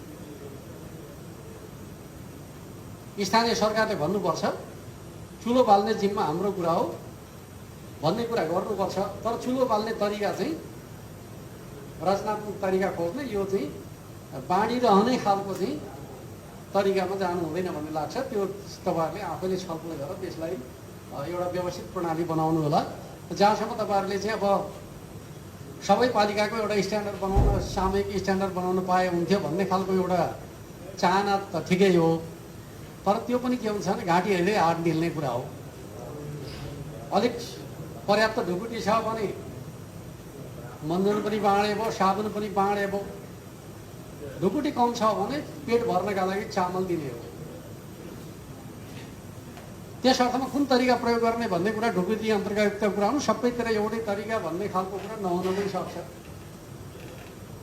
तर न्यूनतम रूपमा चाहिँ मान्छेको जीवन निर्वाहका लागि चाहिँ जसलाई हामी गर्छौँ त्यसलाई चाहिँ एक प्रकारले राहत पुर्याउने खालको कुरामा ध्यान दिउँ भन्ने खालको कुरा म तपाईँहरूसँग अनुरोध गर्न चाहन्छु। अब अर्को चाहिँ खास गरी यो चाहिँ खेतीपातीका लागि चाहिँ बिउ बिजनसँग सम्बन्धित प्रश्नहरू तपाईँहरूले धेरै उठाइराख्नु भएको छ। सबैका गुनासाहरू त्यो छन्। अब समस्या पनि तपाईँहरूले थाहा पाइसक्नु भएको छ होइन। यो चाहिँ समयमा तपाईँहरूले ख्याल नगर्दाका परिणाम पनि हुन्। म त आज त्यही भन्छु। सीमावर्ती इलाकामा चाहिँ प्राय सबैले हाइब्रिड जातको धान ल्याएर खेती गर्नु हुँदो रहेछ। त्यो हाइब्रिड जातको धान चाहिँ बिउ नेपालमा उत्पादन हुँदो रहेछ, इन्डियाबाट ल्याउनु हुँदो रहेछ। र त्यो बिउ चाहिँ हाम्रो नेपाल सरकारको सूचीभित्र पर्दो रहेनछ। त्यस अर्थमा त्यो बिउ जसलाई हामी चाहिँ सफलतापूर्वक प्रयोग परीक्षण गरिसकेका छौँ त्यो बिउ उपयुक्त छ भन्ने हो भने त त्यसलाई मान्यता देऊ भनेर पहल गरे भइहाल्थ्यो। मैले अगुवाहरूको कुरा गरेँ। अहिले जसले गुनासो गर्दै हुनुहुन्छ राज्यले हाम्रा कुरा सुन्दै सुनेन भन्दै हुनुहुन्छ। यो खेतीपाती त 8-10 वर्षदेखि गरिराख्या होला। बल्ल कोभिड लागेपछि मात्र त्यो जातको धान चाहिए त होइन होला। यो खालका कुरामा पनि हाम्रा ध्यान पुगेनछन् भन्ने लाग्छ। त्यस अर्थमा एउटा प्रक्रिया त मेरो तपाईँहरूसँग के अनुरोध छ भन्दाखेरि जनताले प्रयोग परीक्षण गरेर सफल भएको चिज हो भने त्यसलाई रिकगनाइज गर्नुपर्छ। तर त्यो अब तुरुन्तै रिकगनाइज हुने कुरा त सम्भव छैन, समय त लाग्छ। त्यसका आफ्नै विधि प्रक्रियाहरू छन्। त्यो खालको प्रक्रियामा पनि जाने, त्यो कसैको संयोजन गर्ने हो। मेरो हिसाबले चाहिँ अब जिल्ला स्थित अब कृषि कार्यालयहरूले त्यो कामको संयोजन गरिकन प्रक्रिया भविष्यका लागि अनुकूल वातावरण तयार गर्ने खालको काम गर्नु पर्ला। त्यसका लागि तपाईँहरूले जनप्रतिनिधिहरूले अलिकति सहजीकरण गर्ने खालको काम गर्नुभयो भने आजको अप्ठ्यारो भोलिका लागि चाहिँ नहुला भन्ने लाग्छ। अब अहिले तत्कालका लागि के गर्ने भन्ने कुराका सन्दर्भमा हामी छलफल गर्छौँ। केही उपाय निक्लने रहेछ भने उपाय निकालेर चाहिँ त्यो विषयको जानकारी चाहिँ तपाईँहरूले चाहिँ प्राप्त गर्नुहुन्छ। तपाईँहरूले चाहिँ अब प्रमुख जिल्ला अधिकारी र हाम्रो चाहिँ जिल्ला समन्वयको प्रमुखलाई सम्पर्क गर्नु होला। तर तपाईँहरूले जुन बिउको कुरा गर्नुहुन्छ त्यो बिउ चाहिँ भोलि यो ठाउँमा प्रयोग हुँदाखेरि चाहिँ फलेन र चाहिँ किसान चाहिँ आत्महत्या गर्ने स्थिति उत्पन्न भयो भने त्यसको जिम्मेवारी चाहिँ फेरि सिफारिस गर्ने त लिनुपर्छ। त्यो बिउ नक्कली चाहिँ हुनु भयो, सही बिउ नै ल्याउनु पर्यो, उत्पादन हुनु पर्यो। क्राइसिस भएका बेलामा जुनसुकै बिउ ल्याएर चाहिँ किसानको हातमा पुर्याइदिने भन्ने खालको कुरा हुन सक्दैन। यो कुराप्रतिको जिम्मेवारी त लिनु पर्यो। तर त्यसलाई कसरी सहजीकरण गर्न सकिन्छ हामी चाहिँ छलफल गरिकन चाहिँ उपाय खोज्ने खालको काम गर्छौँ भन्ने खालको कुरा म तपाईँहरूसँग राख्न चाहन्छु। अर्को चाहिँ विकास निर्माणका कामहरूका सन्दर्भमा यो बडा जटिल कुरा छ। अब लकडाउन हामीले किन गरे भन्दाखेरि सोसियल डिस्टेन्स मेन्टेन गर्नका लागि गरे। लकडाउन आफैमा यो कोरोनाको हतियार होइन। तर लकडाउन नगर्ने हो भने सोसियल डिस्टेन्स मेन्टेन गर्नै सकिँदैन। अहिले तपाईँले बजार खोलिदिनु भयो भने कसले सोसियल डिस्टेन्स मेन्टेन गर्छ? मेन्टेन गर्नै सक्दैन। अहिले अब यही ठाउँमा चाहिँ मल बाँड्ने भनेर भनौँ भने चाहिँ समस्या भइहाल्ने वाला छ। त्यो सामाजिक दूरी कायम हुन्छ हुँदै हुँदैन। मान्छेले के बिर्सिहाल्छ भन्दाखेरि अभावका बिचमा चाहिँ आफ्नो जीवनको रक्षाको प्रश्नलाई उसले भुलिदिइहाल्छ। त्यही बोर्डरमा आउने दाजुभाइ दिदीबहिनीहरू चाहिँ मिसिनु हुँदैन भन्ने कुरा उहाँहरूले थाहा नपायो होला र तर उहाँहरू चाहिँ हुलमुलमा बसेर आउनुहुन्छ र सङ्क्रमित भइहाल्नुहुन्छ। त्यस्तो हुँदो रहेछ, किनकि त्यहाँ मान्छेले विवेक गुमाउँछ। जब मान्छे समस्यामा पर्छ उसले विवेक गुमाउँछ। त्यस अर्थमा हामीले के कुरामा ध्यान दिनुपर्छ भनेर भन्दाखेरि लकडाउनको विकल्प छैन, लकडाउन गर्ने हो। लकडाउनभित्र पनि आवश्यक कामहरू गर्न सकिन्छ। आवश्यक काम गर्नका लागि लकडाउन हटाउने भन्ने टाइपमा हामी जाँदैनौँ। लकडाउन गरिरहँदाखेरि पनि गर्नुपर्ने कामहरूको समुचित प्रबन्ध गर्ने ढाँचामै जाने हो। र मेरो तपाईँहरूसँग अनुरोध के छ भन्दाखेरि पालिका स्तरमै गर्न सक्ने व्यवस्थापकीय काम छन् भने पालिकाले नै गर्ने। त्यो चाहिँ विकास निर्माणका काम गर्ने कुरामा चाहिँ रोक्नुपर्छ भन्ने छैन, तर स्थानीय स्तरमै प्रयोग गर्नु पर्यो, सोसियल डिस्टेन्स मेन्टेन गर्नु पर्यो, यो काम गर्ने। जिल्लाभित्रका सन्दर्भका बारेमा जिल्ला स्तरसम्मको मुभमेन्टका बारेमा चाहिँ पटकै प्रकारको स्वीकृति दिन सकिन्छ। एकैचोटि छ नि तपाईँहरूले हप्ता दिनका लागि अनुमति भन्ने टाइपको अनुमति कसैलाई नदिने। भैरवबाट चाहिँ कञ्चनमा चाहिँ मल लाने स्वीकृति दिन सक्छ, अथवा भैरवबाट चाहिँ सिमेन्ट लाने एकपटकका लागि पटकै स्वीकृति दिन सक्छ। यो तरिका अन्तर्गत चाहिँ निर्माण सामग्री पनि लान सकियो, उत्पादनका अरू सामग्री पनि लान सक्यो, तर एकपटकको पटकै निर्णयका आधारमा गर्ने। अरू बाँकी काम त नियमित रूपमा ती गर्दा भइहाल्यो। एउटा उत्पादनका कामका लागि एउटा उद्योगबाट एकपटक सिमेन्ट लगेपछि त कम्तीमा 15-20 दिन त काम चल्छ नि। त्यो सधैँभरि पास त चाहिँदैन। यहाँ त के भन्ने एकपटक पास लिएपछि जथावही रूपमा प्रयोग गर्ने।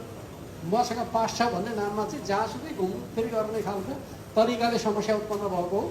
त्यस अर्थ मेरो तपाईँहरूसँग भनाइ के छ भन्दाखेरि नभई नहुने नगरी नहुने कुराका सन्दर्भका बारेमा अन्तरपालिकाका गतिविधि गर्नु पर्यो भने तपाईँहरूको सिफारिसमा प्रमुख जिल्ला अधिकारीले 1 दिनको पास उपलब्ध गराएर गर्ने,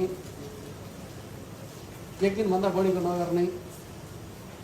किनकि त्यो लकडाउनको पालनाका लागि त्यो जरुरी छ, किनकि सामाजिक दूरी कायम गर्नका लागि हामीले लामो समयको पास उपलब्ध गराउने कुरा सम्भव छैन। त्यो तरिका प्रयोग गर्ने।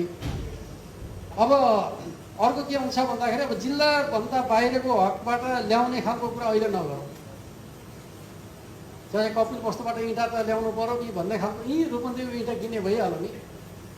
कपिल वस्तुमा 2 पैसा सस्तो पर्छ भने कपिल वस्तुबाट किन ल्याउनु पर्यो रूपन्देहीकाले? रूपन्देहीको इँटा प्रयोग गर्ने केही समयका लागि।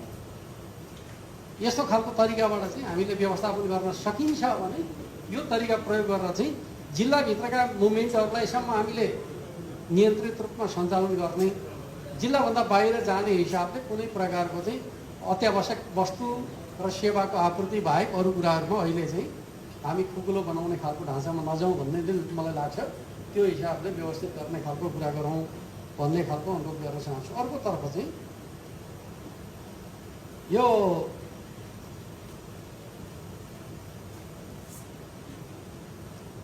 हाम्रो ठाउँमा चाहिँ राखिदिन भएन भन्ने स्थानीय जनताको गुनासो छ भन्ने खालको कुरा यसैले समाधान गर्ने। कहीँ न कहीँ नराखिकन त यो महामारीसँग लड्नै सकिँदैन।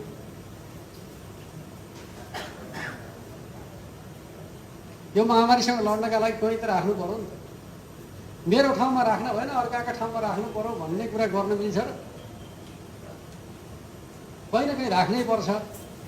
मेरो ठाउँमा चाहिँ होइन अर्काको ठाउँमा राख्नुपर्छ भन्ने खालको कुरा न्यायपूर्ण र जायज हुन्छ र? हुँदैन। त्यस अर्थ मेरो तपाईँहरूसँग आग्रह के हो त भन्दाखेरि अलिकति मान्छेमा भएको वातावरण सिर्जना भएका कारणले समस्या पैदा भएको छ। भाइरस सर्ने भनेको चाहिँ सम्पर्कबाट सर्ने हो। त्यो चाहिँ एक प्रकारले भन्यो भने आफै उत्पत्ति हुने होइन, वा चाहिँ त्यो हावाबाट चाहिँ घुम्न जाने होइन। मच्छर घुमे जस्तो, मच्छरले मलेरिया बोकेर हिँडे जस्तो चाहिँ यो चाहिँ कोरोना भाइरस चाहिँ हिँड्ने होइन। त्यसका लागि क्यारियर भनेको मान्छे नै हो। मान्छेसँग सम्पर्कमा आउनुभयो, त्यसले तपाईँको शरीरभित्र प्रवेश गर्ने सम्भावना रहन्छ, अन्यथा चाहिँ त्यो सर्दैन। र मेरो तपाईँहरूसँग भनाइ के छ भन्दाखेरि हेलचक्राइ गर्दाखेरिका परिणाम हुन् सरेका परिणाम। जसै मैले अब सबभन्दा पहिले डक्टरहरू चाहिँ सङ्क्रमित भए भन्ने कुरा चाहिँ केरलाको एउटा न्युज पढेको थिएँ। त्यो एक प्रकारले क्यारियरका रूपमा चाहिँ ब्रिटेनबाट आएको डक्टर चाहिँ केही भएको छैन भनेर चाहिँ धमाधम विशेषज्ञ रहेछ, हस्पिटलमा काम गर्नुभयो। लामो समय काम गर्दाखेरि सबै स्टाफलाई उहाँले सार्नु, बिरामीको उपचार गरेर सारे होइनन्। त्यसर्थ हामी के ठान्छौँ भन्दाखेरि बिरामीको उपचार गर्दाखेरि सर्छ होइन। बिरामीको उपचार गर्दा त मान्छे त तयारी गरेरै गर्छ। बिरामीको उपचार गर्दाखेरि सामान्यतया सर्दैन, किन त्यहाँ उसले सतर्कता अपनाएको हुन्छ।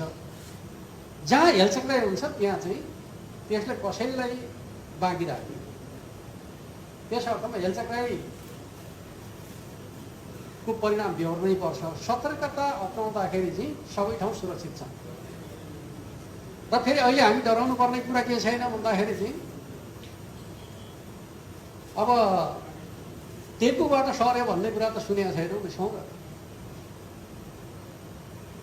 कोरोनाको उपचार गर्ने महत्त्वपूर्ण सेन्टर काठमाडौँमा पहिलेदेखि उपचार गर्ने ठाउँ त कहाँ भन्दाखेरि टेकुबाट सर्यो भन्ने न्युज त हामीले सुनेका छैनौँ। कहाँको सुन्छ भन्दाखेरि टिचिङ हस्पिटल जसले चाहिँ फिभर क्लिनिक पनि चलाएको थिएन त्यहाँ चाहिँ सर्नु पुग्यो। जसले सम्पूर्ण सेवा बन्द गरेर फिभर क्लिनिक समेत नचलाइकन बस्यो हस्पिटलमा चाहिँ पछि होलो भएपछि डक्टरले अलिअलि चाहिँ अग्रसरताले त्यहाँ चाहिँ सर्यो। जसले कोरोनाकै उपचार गर्ने भनेर चाहिँ उपचार गरे त्यहाँ त सरेको छैन नि त। त्यस अर्थमा यो भयलाई पनि हामीले चाहिँ मेट्ने जिम्मेवारी पनि हाम्रो हो। त्यस अर्थमा जहाँ सतर्कता अपनाइन्छ त्यहाँ सर्दैन, जहाँ सतर्कता अपनाइँदैन त्यहाँ सर्छ। त्यस अर्थमा क्वारेन्टाइन भनेको समुदायको रक्षाका लागि हो। क्वारेन्टाइनबाट चाहिँ सर्छ भन्ने खालको कुरा चाहिँ यदि हामी निश्चित प्रकारका विधि मापदण्ड प्रयोग गर्छौँ भने क्वारेन्टाइनबाट सर्दैन। किन क्वारेन्टाइन त हामीले धेरै अभ्यास गरिसकेका छौँ त। क्वारेन्टाइनका कारणले सरेको छ छैन। क्वारेन्टाइनका कारणले हामी समुदायलाई जोगाएका छौँ। यदि क्वारेन्टाइनमा हामीले राखेका हुँदैन थियौँ भने सियारीको हालत के हुन्थ्यो? बर्बाद हुन्थ्यो। अथवा चाहिँ के अरे हाम्रो गैँडाको हालत के हुन्थ्यो? बर्बादै हुन्थ्यो। गैँडाको त अझ परिवारमा गएका कारणले गर्दाखेरि एउटा परिवार त सङ्क्रमित भयो होइन। त्यो खालको स्थिति चाहिँ हामीले बेहोरेका छौँ। त्यसर्थ मेरो तपाईँहरूसँग अनुरोध के हो त भन्दाखेरि क्वारेन्टाइनबाट सर्छ भन्ने जुन नागरिकहरूको चिन्ता छ त्यो चिन्तालाई जनप्रतिनिधिहरूले हटाउनुपर्छ। क्वारेन्टाइनहरू चाहिँ समुदायमा सङ्क्रमण हुनबाट जोगाउनका लागि हो भन्ने कुरा गर्नुपर्छ। त्यो हिसाबले हामीले व्यवस्थित गर्ने खालको काम गर्नुपर्छ भन्ने मलाई लाग्छ। अब अहिले चाहिँ एक हिसाबले हाम्रो चाहिँ अब कञ्चनको अध्यक्षज्यूले भन्नुभयो सकेसम्म चाहिँ हामीले हाम्रै ठाउँका मान्छे राख्न पाए हुन्थ्यो भन्ने खालको कुरा गर्नुभएको छ। त्यो चाहिँ सामान्यतः पालिकाहरूको इन्ट्रेस्ट त्यही नै हुन्छ। अहिले हामीले चाहिँ यहाँबाट चाहिँ स्क्यानिङ गर्ने काम नगरे हुनाले गर्दाखेरि लटमा पठाउँदाखेरि चाहिँ मिसमास भएर गएको छ। अब हामी भैरवमै कुनै ठाउँमा एउटा ठुलो क्वारेन्टाइन बनायौँ भने त्यहाँ चाहिँ हामी चाहिँ मान्छे राखेर उनीहरूको व्यक्तिगत विवरण सबै त्यहीँ सङ्कलन गरिकन कसलाई कहाँ पठाउने भन्ने खालको प्लान गरेर मात्रै पठाउँछौँ। त्यसो हुँदाखेरि चाहिँ स्वाभाविक रूपमा चाहिँ पठाउनु पर्यो भने पनि नजिकको जिल्लाको सहयोगी हुने हिसाबले पठाउने, त्यो हिसाबले चाहिँ अनुकूलता मिलाउने हिसाबले चाहिँ काम गर्यो भने चाहिँ उपयुक्त होला। जस्तो कि अब सामान्यतया हाम्रो राजमार्ग आसपासका ठाउँहरूमा त्यही पालिकाका सङ्ख्या बढी छ भने आफ्नै पालिकाको लाने ठाउँ पर्याप्त छ र अन्यत्रको राख्नु पर्यो भने पहाडी जिल्लाका मान्छेहरू राखिदियो भने ती माइग्रेटर भएर बस्ती हुन्, आफ्नो ठाउँका लागि सहयोग गरे हो भन्ने भावना हुन्छ। त्यो हिसाबले अलिकति भावनात्मक हिसाबले म्यानेज गर्ने खालको कुरा पनि गर्न सकिन्छ भन्ने मलाई लाग्छ। त्यो हिसाबले पनि अलिकति मिले हदसम्म मिलाउँ। तर एउटा चाहिँ अब हाम्रो चाहिँ रूपन्देहीको एउटा समस्या के छ भन्दाखेरि अघि हाम्रो प्रमुख जिल्ला अधिकारी चाहिँ बताउँदै हुन्छ 52 जिल्लालाई हामीले चाहिँ स्वागत गरिसक्यौँ होइन। अब 1-2 लटमै त 52 जिल्ला पुगिसक्यो, अरू लटमा चाहिँ थपिने होला। त्यस अर्थमा चाहिँ अब हामीले अरूका लागि पनि सेवा दिनुपर्ने खालको स्थिति बनेको छ। र मेरो तपाईँहरूसँग अनुरोध के छ भन्दाखेरि कम्तीमा चाहिँ हामीले एउटा परीक्षण गरिसकेपछि सुरक्षित रहेका भनिएका व्यक्तिहरूलाई चाहिँ सम्बन्धित प्रदेशमा पठाइदिनु। जस्तै कि ऱ्यापिड अथवा पिसिआर जे परीक्षण गर्छौँ पहिलो परीक्षण, त्यो परीक्षण पछाडि उहाँहरूलाई चाहिँ सम्बन्धित प्रदेशमा चाहिँ पठाइहाल्ने। किन लामो समय हामीले राख्नु भनेको चाहिँ खर्च बढाउने खालको कुरा नै हो। त्यो चिजमा ध्यान दियो भने चाहिँ उपयुक्त हुन्छ। त्यो हिसाबले चाहिँ व्यवस्थापन गर्ने खालको काम जिल्ला स्तरको सिसिएमसीले गर्नुपर्छ भन्ने मलाई लाग्छ। त्यो हिसाबले जाउँ। अर्को चाहिँ अब सुरक्षाका सन्दर्भमा, क्वारेन्टाइनहरूको सुरक्षाका सन्दर्भमा चाहिँ अब सम्भवतः आज केन्द्रले कुनै विशेष निर्णय गर्छ भन्ने लाग्छ मलाई। त्यो निर्णय पढ्यौँ। अब अलिकति ब्याकअप फोर्सका रूपमा नेपाली सेनालाई चाहिँ प्रयोग गर्नुपर्छ भन्ने खालको विषयमा छलफल चलिराखेको छ। बोर्डरमै पनि आवश्यकता पर्यो भने ब्याकअप फोर्सका रूपमा नेपाली सेनाले सहयोग गर्ने र क्वारेन्टाइनको व्यवस्थापनका सन्दर्भमा पनि हुन सक्यो नेपाली सेनालाई जिम्मा दिने, भएन भने पनि वैकल्पिक उपाय खोज्ने खालको कुरामा हामी जाउँला। त्यो हिसाबले चाहिँ अलिकति सुरक्षा व्यवस्थालाई व्यवस्थित गर्ने खालको कुरा गरेर जानुपर्छ भन्ने मलाई लाग्छ। यति नै कुरा मैले यस सन्दर्भमा राखेँ। अब अन्तिम कुरा खास गरी अब यो के छ भन्दाखेरि जनचेतनाको काम चाहिँ निरन्तर गरिरहनु पर्ने रहेछ। एकपटक गरियो पुग्यो भनेर हुँदैन रहेछ। कहिले चाहिँ भय हटाउनका लागि जनतालाई सम्झाउनु पर्ने कुरा, कहिले चाहिँ अलिकति भय देखाउनका लागि जनतालाई सम्झाउनु पर्ने कुरा, कहिले डराउँदैन, कहिले डराएर हैरान। यो दुवै अवस्थामा हामीले चाहिँ जनतालाई काउन्सिलिङ गरिरहनुपर्छ। फेरि त्रासले पनि फेरि अर्को समस्या भइरहेको छ। त्यो त्रासबाट पनि मान्छेलाई जोगाउनुपर्छ। र मलाई के लाग्छ भन्दाखेरि अब सतर्कता आवश्यक छ भन्ने कुरा चाहिँ पहिले के थियो भने नेपालमा चाहिँ अब बाहिरबाट आइराखेको थियो, युवाहरूमा लागेको थियो, मान्छे मरेको थिएन, त्यस अर्थमा चाहिँ हामी सुरक्षित छौँ भन्ने भावना थियो। अब आज दुईवटा केस चाहिँ अब डेथको केस आयो भन्ने छ। एउटा त अब हाम्रै प्रदेशमा आयो भन्ने कुरा आएको छ। त्यस अर्थमा दुईवटा डेथ भइसकेपछि स्वाभाविक रूपमा चाहिँ जोखिम बढेको छ।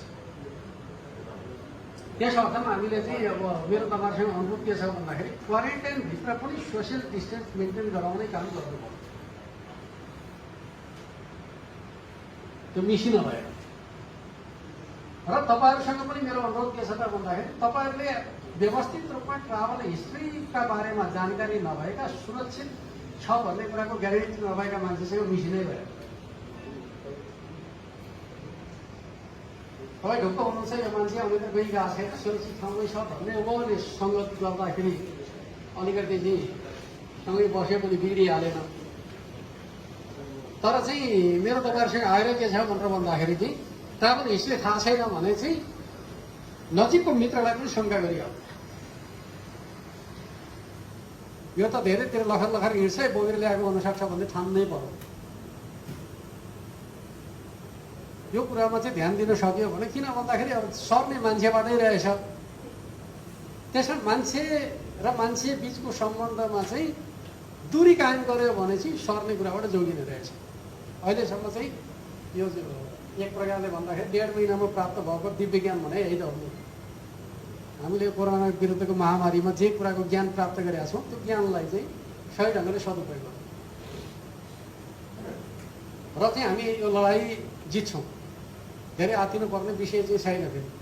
किनकि हाम्रा सङ्क्रमितहरू अझै समुदायमा पुगेर चाहिँ सङ्क्रमण फैलाइसकेका छैन भन्ने नै ठानेका छौँ हामीले। त्यस अर्थमा आत्तिनुपर्ने विषय केही पनि छैन। र फेरि म के भन्छु भन्दाखेरि समुदायमा गएछ भने पनि फेरि व्यवस्थापन त हामीले नै गर्ने हो। त्यस अर्थमा खराबभन्दा खराब परिस्थितिका लागि पनि तयार हुनु पर्यो। तर अहिले हामी चाहिँ आत्तिहाल्नुपर्ने अवस्था छैन। त्यस अर्थमा हामी सबै मिलेर चाहिँ सामूहिक रूपमा काम गरौँ। मेरो तपाईँहरूसँग आग्रह के छ भन्दाखेरि अब प्रदेश सरकार तपाईँहरूको साथमा छ। सत्य र अप्ठ्यारोमा चाहिँ तपाईँहरूले आफ्ना कुराहरू राख्नुभयो भने प्रदेशले समाधान गर्ने कुरा प्रदेशले गर्छ, केन्द्र मार्फत गर्नुपर्ने कुरा पनि उसले सहजीकरण गर्छ। तर यो लडाइँको समुदायको रक्षाको मुख्य जिम्मा चाहिँ स्थानीय सरकारहरूकै काममा छ। अहिलेसम्म तपाईँहरूले जे गर्दै आउनुभएको छ यो महत्त्वपूर्ण छ। र मेरो तपाईँ अरू बाँकी चाहिँ राजनैतिक दलहरू, जनप्रतिनिधिहरू, खास गरी प्रदेशका मान्य सदस्यहरू सबैलाई अनुरोध के छ भन्दाखेरि स्थानीय सरकारहरूलाई बलियो बनाऊ। यो महामारीका विरुद्धको लडाइँ हामी सजिलै जित्न सक्छौँ।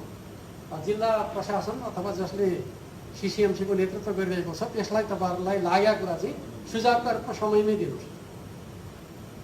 चित्त नबुझेका कुराहरू एकैचोटि राखेर चाहिँ प्रकट गर्ने कुराहरू भन्दा पनि जे कुरामा चाहिँ कमी भयो भन्ने लाग्छ सुझाव गरेर दिइहाल्नु भयो भने सकिने कुरा करेक्सन भइहाल्छ नि त। यो सामूहिक चिज न हो। यो चाहिँ के होइन भन्दाखेरि चाहिँ यो भोटबाजी गर्नुपर्ने विषय नै छैन नि, जस लिने विषय पनि होइन। म त के भन्छु भन्दाखेरि यो जसका लागि भोटबाजी गर्ने विषय पनि होइन। सबै मिलेर जनताको जीवनको रक्षा गर्ने कुरा हो। हामी सबै योजनाबद्ध ढङ्गले लाग्यौँ भने जनताको जीवनको रक्षा गर्न सक्छौँ। धन्यवाद।